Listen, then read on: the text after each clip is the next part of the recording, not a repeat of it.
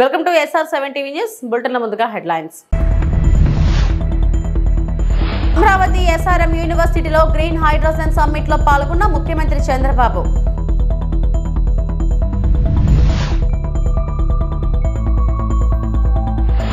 ఓటేసిన పాపానికి కాంగ్రెస్ కాటేస్తుందని బాధపడుతుందన్న Congress working president KTR.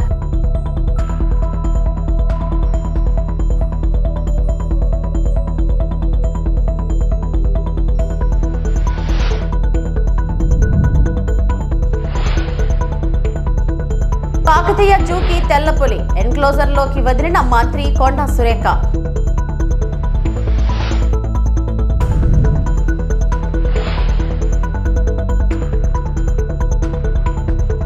Global warming నేపథ్యంలో గ్రీన్ హైడ్రోజన్ కు ప్రాధాన్యం పెరిగిందని, విద్యుత్ తయారీ సంస్థలు దీనిపై పరిశోధనలు చేయాలని ముఖ్యమంత్రి చంద్రబాబు అన్నారు.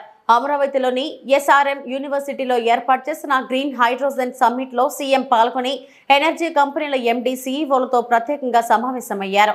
ఈ సందర్భంగా చంద్రబాబు మాట్లాడుతూ, మీ ఆలోచనలు వినడానికి, ఆవిష్కరణలో తెలుసుకోవడానికే ఇక్కడకు వచ్చాను. విద్యుత్ సంస్కరణలు మొదట ప్రారంభించింది నేనే. సంస్కరణలు అమలు చేసిన కారణంగా అప్పట్లో అధికారం కోల్పోయాం. తక్కువ ఖర్చుతో హరిత విద్యుత్ తయారీ, స్టోరేజ్ పై దృష్టి సారించాలి. ఏపీ ఇలాంటి పరిశోధనలు, ఆవిష్కరణలకు కేంద్ర బిందువు కావాలి. కేంద్రం కూడా గ్రీన్ హైడ్రోజన్ కు అత్యధిక ప్రాధాన్యత ఇస్తుంది. 5 గిగావాట్ల హరిత విద్యుత్ తయారు చేయాలని ప్రధాని మోడీ లక్ష్యంగా నిర్దేశించారు. నీతి ఆయోగ్ కూడా దీనిపై దృష్టి సారించింది. భవిష్యత్తులో ఆంధ్రప్రదేశ్ హైడ్రోజన్ వ్యాలీగా మారనుందని సీఎం అన్నారు. ఈ సమావేశంలో నీతి ఆయోగ్ సభ్యుడు సార్వసత్ కూడా పాల్గొన్నారు. Today, I really appreciate SRM historical meeting in Amaravati. Why I am saying historical meeting? Recently, originally if you see, Hyderabad I started high-tech city focusing IT. Recently in Amaravati, we started Quantum Valley focusing artificial intelligence. Now today, I am very happy. We are focusing Hydrogen Valley starting from here. One is Quantum Valley, quantum computing, technology with deep tech, everything. How to protect environment. There you need green energy and also downstream industries, total ecosystem. You can imagine if you can protect nature and you can use technology in a big way, sky is the limit for development. Or otherwise we will have all problems. That is where 2 valleys are coming here. One is Quantum Valley for computing and also technology. One is Green Hydrogen Valley from here to protect nature for sustainability. That is very, very important. Here I am asking SRM. They have done good work. This is only the beginning. I am requesting SRM to take lead to bring industry, green hydrogen players who are all in the field, and also research organizations and all users. How to take to logical conclusion. Today, it is a matter of cost. If you scale up, and at the same time, if you can go for innovation, you are all here. Our youngsters are also here. Continuously, you will think you will get so many solutions. How to get best solution for reducing the cost, thereby affordability. That is only a game changer. For this, hydrogen storage, transportation, and so many things, we can work it out. There I am saying today, after today, tomorrow, all discussions will conclude. We will declare Amaravati Green Hydrogen Declaration 2025. Same day, next year, we will meet again to review what we have done, what is the progress. Bring knowledge available globally, bring all experts and players available globally, and also we will improve further with value addition.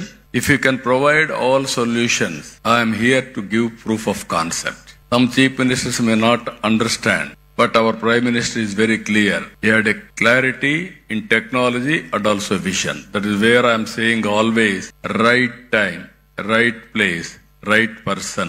That is Narendra Modi ji. As on today. KCR హయాంలో తెలంగాణ అన్ని రంగాల్లో అభివృద్ధి చెందిందని BRS working president KTR అన్నారు. అబద్ధపు హామీలు ఇచ్చి Congress party అధికారంలోకి వచ్చిందని విమర్శించారు. రైతులకు బోగస్ మాటలు చెప్పి మోసం చేశారన్నారు. 2 లక్షల ఉద్యోగాలు ఇస్తామని చెప్పి యువతను మోసం చేశారన్నారు. 4000 పెన్షన్ ఇస్తామని చెప్పి వయోవృద్ధులను బీసీలకు 42% రిజర్వేషన్ల పేరుతో మోసం చేశారని మండిపడ్డారు. ఖమ్మం పర్యటనలో భాగంగా మాజీ మంత్రి పువ్వాడ అజయ్ నివాసంలో బీఆర్ఎస్ ముఖ్య కార్యకర్తల సమావేశానికి కేటీఆర్ హాజరయ్యారు. ఈ సందర్భంగా ఓటేసిన పాపానికి కాంగ్రెస్ కాటేస్తుందని ప్రజలు బాధపడుతున్నారన్నారు. 100 రోజుల్లో 6 గ్యారంటీలు అమలు చేస్తామని చెప్పి మోసం చేశారని మండిపడ్డారు. ఒకటి మాత్రం ఒప్పుకోవాలి, రేవంత్ రెడ్డి గారి వల్ల బాగా లాభపడింది ఎవరయ్యా అంటే చిల్లర గాసిప్ వెబ్సైట్లు, యూట్యూబ్ ఛానళ్ళు, వాటికి పెట్టే దిక్కుమాలిన తంబనేళ్లు నడుపుకునే కొంతమందికి మాత్రం రేవంత్ రెడ్డి వల్ల కడుపు నిండా మరి బ్రహ్మాండంగా ఆదాయం వస్తున్నమాట మాత్రం వాస్తవం. 3rd రేట్ యూట్యూబ్ ఛానళ్ళకి, మీడియా ముసుగులో దరిద్రాన్ని వండే దగుల్బాజీలకు ఆదాయం పెరగొచ్చు, కానీ రాష్ట్ర ప్రజలకు మాత్రం దమ్మిడి ఆదాయం కూడా దమ్మిడి లాభం కూడా నీ వల్ల లేదు అనేది వాస్తవం. రోత వార్తలు, రోత డైలాగులతో ఇవాళ ఇష్టం వచ్చినట్టు మాట్లాడి చిట్ చాట్ల పేరిట నువ్వు చీటింగ్ ఏదైతే చేస్తున్నావో ఈ రాష్ట్ర ప్రజల్ని జనం చీకొట్టే పరిస్థితి తెచ్చుకుంటా ఉన్నావు. టన్నుల కొద్ది కేసులు పెట్టాడు. 20 నెలల్లో టన్నుల కొద్ది కేసులు. గుండు పిన్నంత ఆధారం అన్న దొరికిందా? ఉంటే కదా దొరికేదానికి, తప్పు చేస్తే కదా భయపడేదానికి. అందుకే నేను అనేది, చేతిలో పవర్ ఉంది నీకు, నువ్వే హోంమంత్రి, నువ్వే ముఖ్యమంత్రి, నీ కిందే మొత్తం 1000 మంది పోలీసులు ఉన్నారు, మంది మార్బలం వ్యవస్థ అంతా నీకే ఉంది. ఏం తప్పు చూపెట్టినావు? 20 నెలల్లో ఏం పీకినావు? ఎంతసేపు లీకులు. అప్పట్లో ఏదో సినిమాలో ఆయన గ్రీకు వీరుడు అనేవాళ్ళు, ఈయన లీకు వీరుడు. లీకులు తప్ప, చిట్ చాట్లు తప్ప నువ్వు పీకింది ఏంది, నువ్వు చేసింది ఏంది రాష్ట్ర ప్రజలకు కానీ రాష్ట్రంలోని ఏ వర్గానికి నువ్వు చేసింది ఏంది నేను అడుగుతా ఉన్నా. మేమేమి తప్పు చేయలేదు కాబట్టే ఇవాళ ఇంత ధైర్యంగా మొహమాటం లేకుండా దమ్ముంటే లై డిటెక్టర్ పరీక్ష పెట్టు, దమ్ముంటే లై డిటెక్టర్ పరీక్ష పెట్టు అని చెప్పిన మొట్టమొదటి రాజకీయ నాయకుడిని నేను. నీకుందా దమ్ము? ఓటుకు నోటు కేసులో నేను డబ్బులు తీసుకోలేదు లేదా ఇవ్వలేదు అని చెప్పే దమ్ము నీకుందా? లై డిటెక్టర్ పరీక్షలో మగాడివైతే, పిరికి సన్నాసివి కాకపోతే వస్తావా? ఉద్రం కూర్చుందాం, రాష్ట్ర ప్రజల ముందు లైవ్ కెమెరాల ముందు కూర్చుందాం, ఎవరేందో ప్రజలను తెలవమందాం. ఇద్దరి మీద ఉంది కదా ఏసీబీ కేసు, నీ మీదో కేసు ఉంది, నా మీదో కేసు ఉంది. నువ్వు మరి రా, ముందుకు రా అని కూడా సవాల్ చేసిన రాలా. పెడితే పెట్టాడు కేసులు, ఏదో ఫార్ములా ఈ అని, కమిషన్ అని, ఇదని అదని పెట్టాడు. దొంగ కేసు పెట్టినా అది కూడా పెట్టడం సరిగ్గా రాదు ఈయనకి. అదే సినిమాలో చెప్తారు, బ్రహ్మానందం గారు దొంగ పాత్ర వేస్తాడు, వేసిన తర్వాత అందులో ఆయన చెప్తాడు, ఆ హీరో గారు, వీడు దొంగ కానీ దొరికిపోవడం వీడి స్పెషాలిటీ అంటాడు. అట్లాగే రేవంత్ రెడ్డి స్పెషాలిటీ ఏంటంటే దొరికిపోవడం. హనుమకొండ జిల్లాలోని కాకతీయ జంతు ప్రదర్శనశాలలో కొత్తగా తెల్ల పులి సందడి చేస్తుంది. ఎస్జర్లోకి తెల్ల పులిని అటవీశాఖ మంత్రి కొండా సురేఖ వదిలారు. పాఠశాల విద్యార్థులతో కలిసి మంత్రి ఈ కార్యక్రమంలో పాల్గొన్నారు. వన మహోత్సవం సందర్భంగా జూలో మొక్కలు నాటారు. జూ పరిసరాల్లో తెల్ల పులి సంచారాన్ని మంత్రి ఆసక్తిగా తిలకరించారు. ఇది ప్రజల్లోకి వెళ్ళాలి, ఎందుకంటే హైదరాబాద్ తర్వాత పెద్ద జూ ఇది. ఇక్కడ నుంచి మన వాళ్ళు చాలా మంది హైదరాబాద్కి వెళ్తూ ఉంటారు. మనం వరంగల్ జూనే ఒక పర్యాటకుల కేంద్రంగా మార్చినట్టయితే స్కూల్ పిల్లలు ఇక్కడికే వచ్చి ఇక్కడే చూసి వెళ్ళే విధంగా మేము దీన్ని ఇంకా మోడర్నైజ్ చేసి ప్రజలకు అందించాలనేటువంటి ఒక లక్ష్యంతో ఈ కార్యక్రమాన్ని తీసుకోవడం జరిగింది. ఇక్కడ ఆఫీసర్స్ కూడా చాలా ఇంట్రెస్ట్ తోటి ఈ జూ డెవలప్మెంట్ కోసం పనిచేస్తూ ఉన్నారు. ఇంకా రాబోయే రోజుల్లో ఏది అవసరమైనా కూడా యాజ్ ఫారెస్ట్ మినిస్టర్గా నేను నా యొక్క సహకారం 100% కూడా ఉంటుందని తెలియజేస్తా ఉన్నాను. చెట్లను పెంచండి, అమ్మ పేరు మీద ఒక చెట్టు అని ఒక ప్రధానమంత్రి గారు ఎట్లా అన్నారో అదే పద్ధతిలో మేము 18 కోట్ల చెట్లకు ఈసారి మేము టార్గెట్ పెట్టుకున్నాము. లాస్ట్ టైం 95% రీచ్ అయ్యాము. ఈసారి 100% రీచ్ అవ్వడానికి కూడా మేము ప్రయత్నం చేస్తూ ఉన్నాము. అక్టోబర్ 2వ తేదీ కల్లా రాష్ట్ర వ్యాప్తంగా ఉన్న చెత్తను పూర్తి స్థాయిలో తొలగిస్తామని మంత్రి నారాయణ చెప్పారు. అనంతపురంలో మున్సిపల్ డంప్ యార్డ్ లో బయో మైనింగ్ ను ఆయన ప్రారంభించారు. వచ్చే 2 ఏళ్లలో రాష్ట్రంలోని ప్రతి ఇంటికి కుళాయి కనెక్షన్ ఇస్తామని నారాయణ స్పష్టం చేశారు. 85 లక్షల టన్నులు తొలగించాలని ఆదేశించారు. దాని మీద యాక్చువల్ వర్కౌట్ చేసి టెండర్లు పెద్ద పెద్ద కంపెనీలు పిలిచాము, వాళ్ళందరికి ఇచ్చాం. రోజుకి 46,000 టన్నుల లెగసీని బయటికి పంపిస్తున్నారు. ప్రతిరోజు 46,000 టన్నులు. 85 లక్షల టన్నులలో 85 లక్షల్లో 50 లక్షలు పూర్తి చేశాం. మరొక 35 లక్షలు చేయాలి. అవి కూడా వచ్చి అక్టోబర్ 2కి అయ్యేటట్టుగా ఈరోజు మున్సిపల్ శాఖ చేస్తుంది. ప్రతి ఇంటికి, వీధికి కాదు, ఇంటికి ట్యాప్ కనెక్షన్ ఉండాలి. ట్యాప్ కనెక్షన్ ఉండే విధంగా వర్క్ చేయమంటే నేను 2019 ఫిబ్రవరి అప్పుడు నేనే మంత్రిని శాఖకి 5,350 కోట్లతో ఏషియన్ ఇన్ఫ్రాస్ట్రక్చర్ ఇన్వెస్ట్మెంట్ బ్యాంక్ లో శాంక్షన్ చేయించాం. 70% వాళ్ళు ఇస్తారు, 30% మనం. అది రీపేమెంట్ 30 సంవత్సరాలు రాష్ట్ర ప్రభుత్వం కడుతుంది. చేస్తే ఫస్ట్ ఇన్స్టాల్మెంట్ వాళ్ళు ఇచ్చారు. కానీ అప్పుడున్న రాష్ట్ర ప్రభుత్వం, గత ప్రభుత్వం మ్యాచింగ్ ఫండ్ 30%కి అది పోయింది. మళ్ళా ఈ ప్రభుత్వం వచ్చిన తర్వాత ముఖ్యమంత్రి గారు దాన్ని మళ్ళా కేంద్రంతో మాట్లాడి ఎన్డీఏ ప్రభుత్వంతో, ఎన్డీఏలో ఉన్నాం కాబట్టి దాన్ని మళ్ళా రివైజ్ చేయించారు. దాని టెండర్ కూడా ఈ నెలాఖరాకు వస్తుంది. అదేవిధంగా అమృత స్కీమ్ 8,500 కోట్లతో కేంద్ర ప్రభుత్వం ఇచ్చిన ప్రాజెక్ట్ 2020లో. అది ఎందుకు ఇచ్చిందంటే ప్రతి ఇంటికి ట్యాప్ కనెక్షన్ ఉండాలని. దానికి ఫస్ట్ ఇన్స్టాల్మెంట్ వాళ్ళు ఇచ్చారు. గత ప్రభుత్వం మ్యాచింగ్ ఫండ్ ఇక అది కూడా ఆగిపోయింది. దాన్ని కూడా రివైజ్ చేసి టెండర్లు పిలిచాం. ఈ నెల 28వ తేదీ టెండర్ రీఓపెన్ చేస్తున్నాం. రీఓపెన్ చేయగానే వెంటనే 8,500 కోట్లకు సంబంధించిన ప్రాజెక్ట్ ని టేకాఫ్ చేసి రాబోయే 2 సంవత్సరాల్లో ప్రతి ఇంటికి ట్యాప్ కనెక్షన్ వస్తుంది. ఆషాఢ మాసం పురస్కరించుకుని తణుకు మండలంలో వేంచేసిన పలు దేవాలయాల్లో ఎమ్మెల్యే ఆర్మిల్లి రాధాకృష్ణ, సతీమణి కృష్ణ తులసి ఆధ్వర్యంలో శుక్రవారం ప్రత్యేక పూజలు నిర్వహించారు. తొలుత తణుకు మండలం వేల్పూరు గ్రామంలో వేంచేసిన మహాలక్ష్మి అమ్మవారిని దర్శించుకుని సతీ సమేతంగా అమ్మవారికి సారే, పట్టు వస్త్రాలు సమర్పించారు. ఈ సందర్భంగా మహాలక్ష్మి అమ్మవారు శాకంబరి దేవి అలంకరణలో దర్శనమిచ్చారు. అనంతరం తణుకు మండలం దువ్వ గ్రామంలో వేంచేసిన దానేశ్వరి అమ్మవారిని దర్శించుకున్నారు. అంతకుముందు గ్రామంలో భారీగా తరలివచ్చిన మహిళలతో కలిసి కావిడి మోసిన ఎమ్మెల్యే రాధాకృష్ణ దంపతులు అనంతరం అమ్మవారికి సారే, పట్టు వస్త్రాలను సమర్పించారు. కార్యక్రమంలో పెద్ద సంఖ్యలో భక్తులతో పాటు కూటమి నాయకులు, కార్యకర్తలు పాల్గొన్నారు.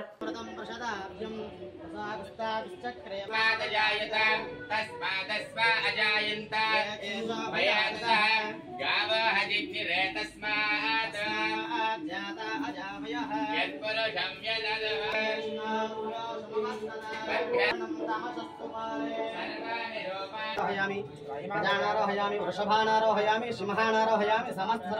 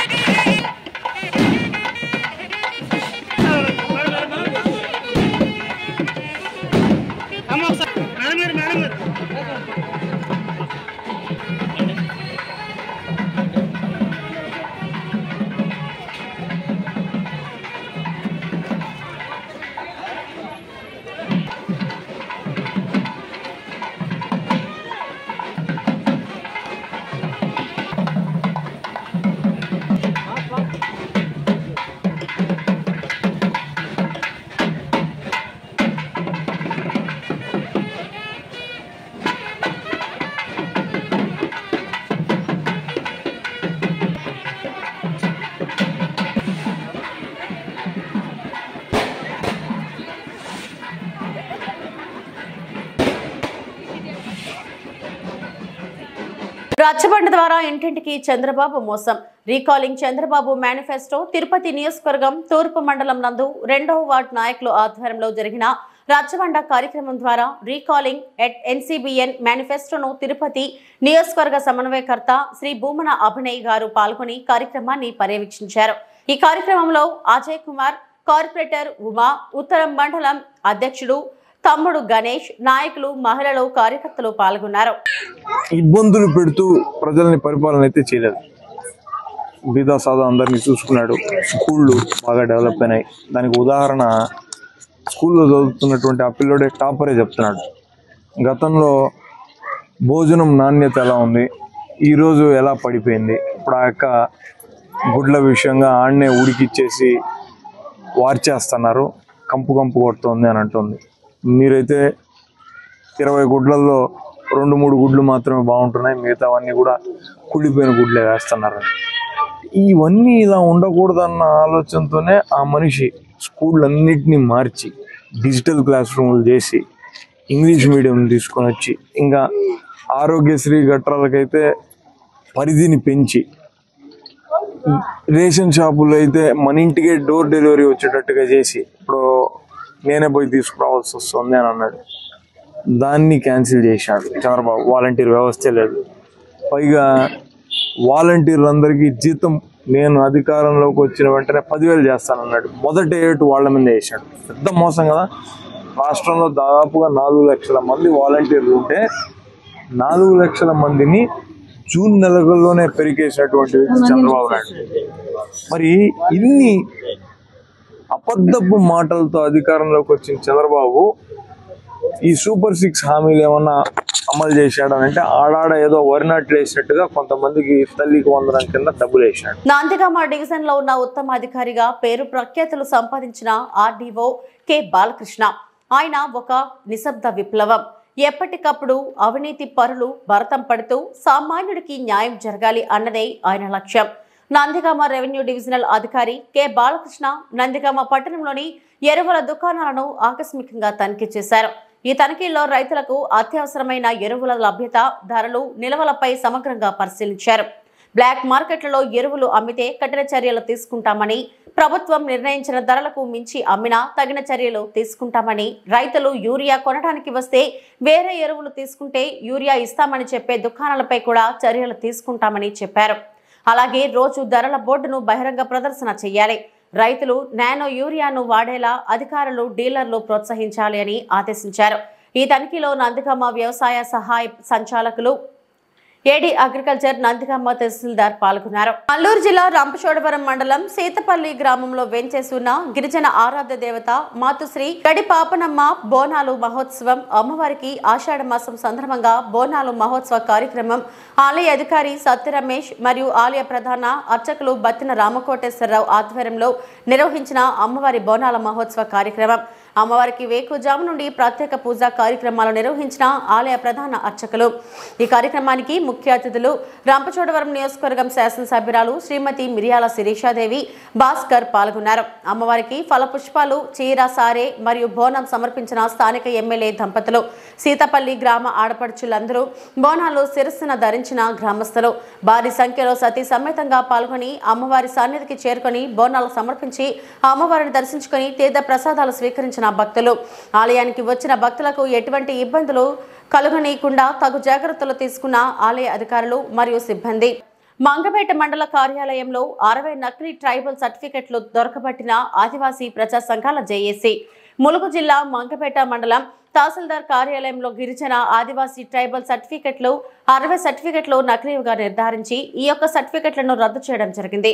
ఈ కార్యక్రమంలో ఏజేఏసీ అధ్యక్ష కార్యదర్శులు పోలేబోయిన ఆదినారాయణ, తాటి నాగరాజు దొర, కమిటీ సలహాదారులు తోలెం నరసింహారావు దొర, నల్లబోయిన లక్ష్మణ్ దొర, మారబోయిన గోవర్ధన్ దొర, పాయం వెంకట దొర, అన్నెబోయిన సమ్మయ్య దొర, తోలెం సుధాకర్ దొర, ఆకా తిరుమల నాయక్, చీమల నాగభూషణం దొర, గుండం పాపయ్య దొర, వట్టం శ్రీధర్ దొర తదితరులు పాల్గొన్నారు.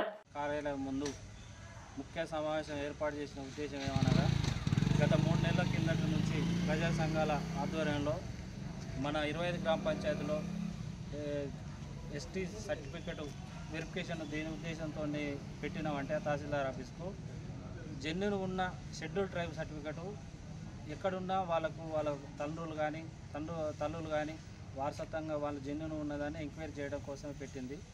దీని ఉద్దేశం, ముఖ్య ఉద్దేశం ఏంటంటే వలస వచ్చిన గొత్త పొయ్యలు కానీ ట్రైబల్ అమ్మాయి గిరిజనేతలు చేసుకొని మళ్ళీ ట్రైబల్ సర్టిఫికెట్ కావాలని చాలా దరఖాస్తులు వచ్చినాయి. అవి కూడా మా సంఘాల, అన్ని సంఘాల 71, 72, 73, మనసీమ, ఆదివాసీ అయిన ఈ 5 సంఘాల ద్వారా ఉమ్మడిగా జేఏసీ ఏర్పాటు చేసుకొని అందరి సమన్వయంతో ఈ సర్టిఫికెట్ వెరిఫికేషన్ చేయడం జరిగింది. ఈ సర్టిఫికెట్ వెరిఫికేషన్లో ఈ 3 నెలల కాలంలో 60 సర్టిఫికెట్లు, దొంగ సర్టిఫికెట్లు దొరకబెట్టినాం. అవి కూడా రద్దుపరిచినాం. ఇక్కడ ముఖ్య ఉద్దేశం ఈ సర్టిఫికెట్ వెరిఫికేషన్ ఏంటంటే మా రాబోయే భవిష్యత్తులో మా యొక్క షెడ్యూల్ ట్రైబ్ కులాలు అనేవి అభివృద్ధి ముందుకు పోవాలనే ఉద్దేశం తప్ప ఇలా వేరే ఎలిగేషన్లు వచ్చినా కూడా అవన్నీ తప్పుడు ప్రచారాలు. దానిపై ఈరోజు అత్యవసర సమావేశం ఏర్పాటు చేసుకున్నాయి.